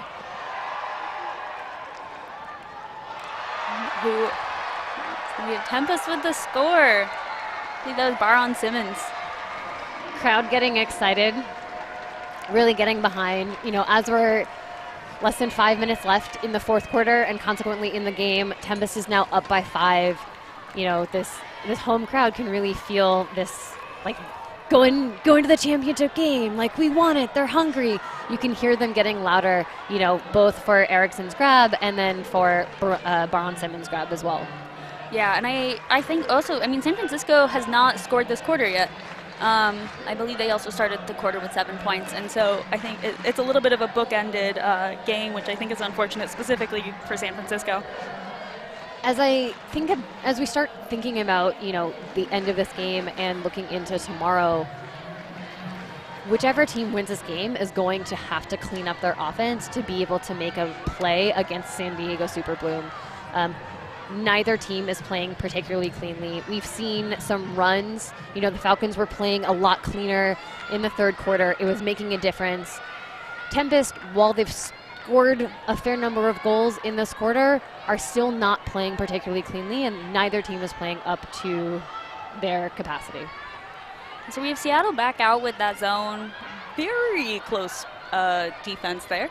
I know the way San Francisco handlers are cutting through the cup, it's bringing in the defenders too closely, which makes it really hard to see any downfield looks. We have Hecka with the D. That's just pure speed. We have Jezierski picking up to Kawhi, over to Rolling. Looks like that's a different hybrid line. Jezierski. to Hecko. More Hecko. With an around to Kawhi, with an easy around to Jezierski. And Gellert, yeah, open in the end zone. That was some great disc motion. I don't think that point ever felt stagnant. It always felt like the next throw was very easy and open for them. And this is the Tempest that needs to show up going into tomorrow to be able to challenge Super Bloom, to be able to defend their championship title.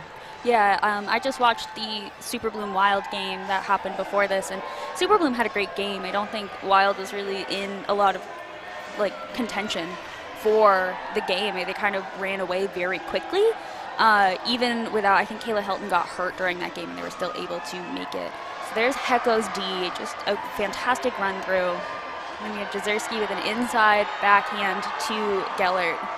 And I think that this is really, that ability to step, throw, lean back, throw behind, throw that inside. That creative throwing is what Jezierski is known for. And when Jezierski is on and those are clicking, good for a lot of goals. That's how she got 8 assists in one game. Why throw a flat flick when you could throw an inside-out backhand? Absolutely. More exciting. Hooray, exciting. We love to see more creativity in the game. So we have Ting over to Mims. Seattle still in that zone. It worked really effectively last point to Broom. Mims, another player who is Grandmasters eligible and still able to compete at the professional level. Seattle with a very close cup still. Ooh, Pugh with a layout save. To Schumacher. To Ting. Back to Schumacher. Just trying to create some space, but there's not a lot of downfield motion for them to get through. Sue very close on that D. Talk about creative throws. We have Mims. Back to Pugh. I don't like how close the Seattle defenders are. There is a call in Ultimate called a double team, which is where if there can't be 2 defenders very close to the mark, and I would say that they are double teaming. While they are correct when someone is crashing through the cup, once that person leaves, they need to step back out. So we have Elmi to Lim, who just unleashes to Linnea Sue. A beautiful put there. I think Baron Simmons running deep. Oh, and that was a great D by Saltzman. I think Saltzman got a little spooked there. Baron Simmons almost had a second play at that. That was a really great heads-up play by Saltzman. The reaction time necessary to get that block between when the throw got up and when they got their hand there was really impressive. It looks like there was an injury called on the field. That was Saltzman, and they are bringing on Hammer. But let's take another look at Saltzman's D. Great by Saltzman. And she got that with the far hand running in. So kind of got that fingertip ID rather than trying to go with the more dominant hand. We have Pugh with the disc, I think just waiting to see when they can move up. As we take this as we have this pause, something that I want to highlight is the lack of cramping for the San Francisco's roster.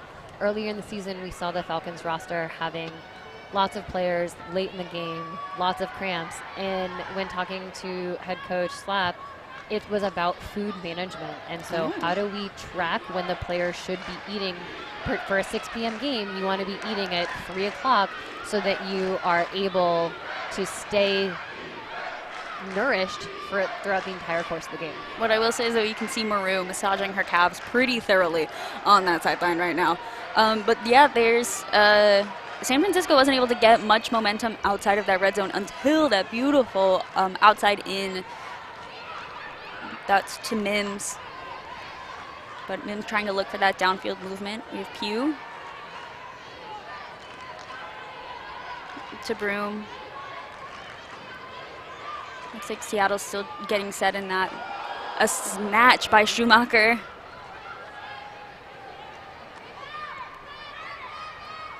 Looking for Weeby. What a throw by Schumacher. To Weeby. Hammer's running.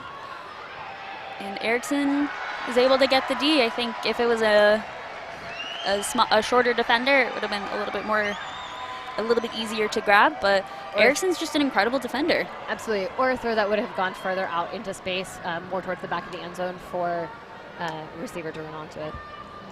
We have Rodenberg. Erickson's streaking deep, but a little too much there. So it looks like it rolled out about the 20-yard line. So San Francisco will still have to work basically the whole field, and we have 56 seconds left on the clock. At this point, it becomes pretty much statistically impossible for the San Francisco Falcons to come back from this game. But, they have a lot of pride on the line, and so they're definitely going to be fighting to show that score some more goals.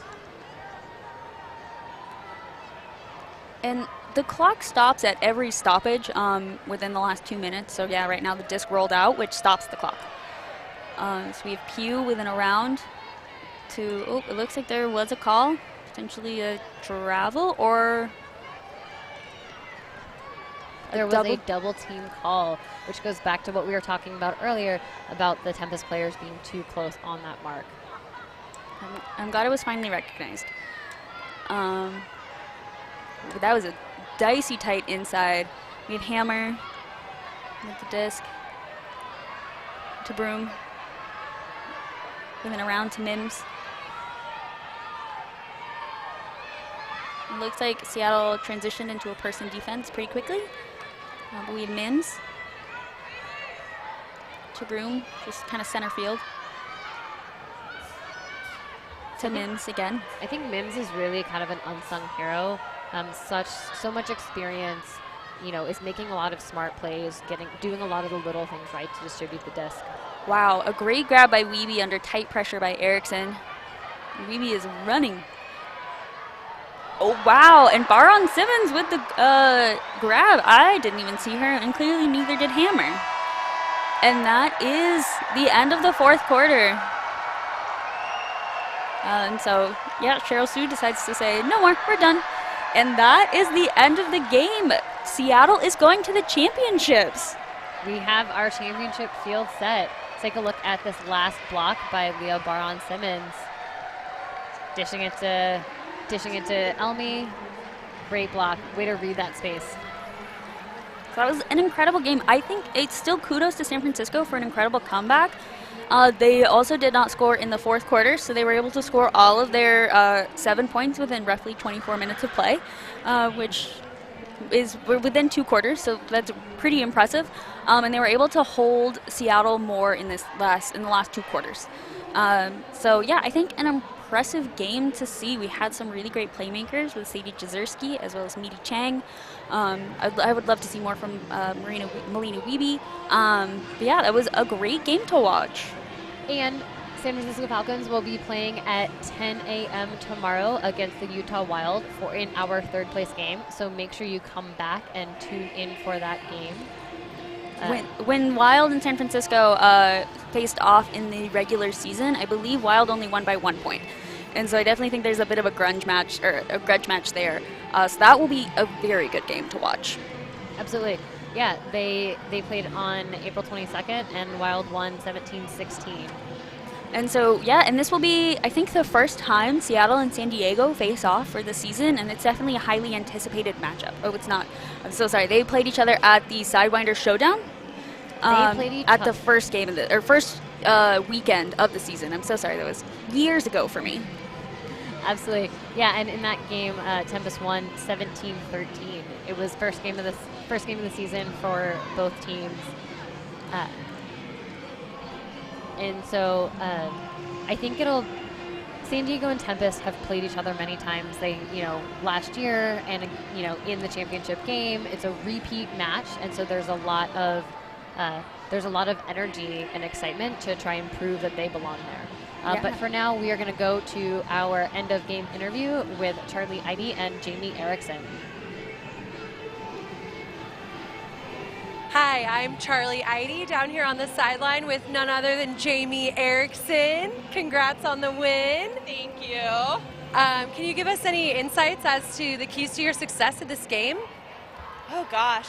I think it's a season-long effort of trust in teammates. We run like a 3-line system that isn't traditional O-line, D-line, and I think that builds a lot of confidence in teammates that they can do defense, offense, or whatever is needed of them. So I think in a game like this where we kind of started out with the lead and then it got tight, we are able to be like, okay, let's, dial in some of those green lights, maybe turn it into a yellow light, and put faith in each other that we can do the things necessary to really lock this in. Awesome, thank you. Is there anything you're thinking about tonight going into tomorrow to get you extra fired up? I think kind of the same things. Something season long that we've been working on is trying to figure out how to find the energy and the desire and the hunger within ourselves when we're on the field. And I think the end of this game, we really dove into that and found that. So I think probably just carrying that energy and that hunger into tomorrow's game. Awesome. Well, congrats on making it to the finals. And we're all going to be looking for number 18, Jamie Erickson, out there. But who else should we be keeping our eye on? Yeah, who else should we be keeping our eye on for Tempest? Oh my gosh, so many people. Wow. Everyone does everything so differently too. I mean, I love watching Buns play. She's such a baller, and you could see her on the field today even just slicing and dicing and skying people. Shira's been injured for most of the season, but I guess she won't be playing tomorrow. She's back tonight. But Julia Snyder will be playing tomorrow, who has also been injured for a while. So I think getting to see them shine and do their thing, that will be someone to look out for. Awesome. Thanks, Jamie. Any final thoughts? I don't think so. Just thanks for tuning in if you're watching. We all really appreciate it. So, yeah. Absolutely. Thank you, Jamie, and good luck tomorrow. Thanks. Yeah. Welcome back. Thank you for that interview, Jamie Erickson and Charlie Eide. Really insightful comments about this game. So you can see one of the highlights for many of the Tempest fans, the Seattle crowd, as they come to these home games. The players love to be able to go and play on the field. It really gives the youth of the area the opportunity and the excitement to feel like they get to play on the same field that the Tempest does. And now we're going to go to our Discraft play of the game. We're really excited that it is the Abby Hecko layout to assist. It's just an incredibly athletic bid, and then just the chill and just a very easy flick to Hannah Kawhi for the score. Yeah, that throw was a little low, and she does the rolling grab, not a traditional bid for this, and just is able to maintain that calm. Like we've seen a few turnovers after bids in this game specifically, and Hecko was able to maintain possession for the assist. So and I think it shows how dynamic Abby Hecko is as a player, the ability to make that catch and still have the poise to distribute the disc calmly. We've also seen her getting blocks in this game. And what an incredible game it was. So this is the second semifinal game of the weekend. Tomorrow, Seattle will be going to the championship, but let's take a little look at what happened during this game. What a block. So many phenomenal plays. Block after block after block. I think that's really just the thesis of this game. It wasn't necessarily offensive efficiency, but definitely defensive tenacity. And so we have we have Jazerski with a big huck. And over to Rodenberg. And we are so excited to see you all tomorrow. First game is at 10 a.m. That's that third place game, San Francisco versus Utah. We're so excited, and thank you all so much for tuning in. My name is Leah Smith. I'm Charlie Mercer, and we hope that you will tune in with us tomorrow for the championship game at 2 p.m., where we have the San Diego Super Bloom playing the Seattle Tempest here again at Memorial Stadium. Thank you so much for this great game. See you tomorrow.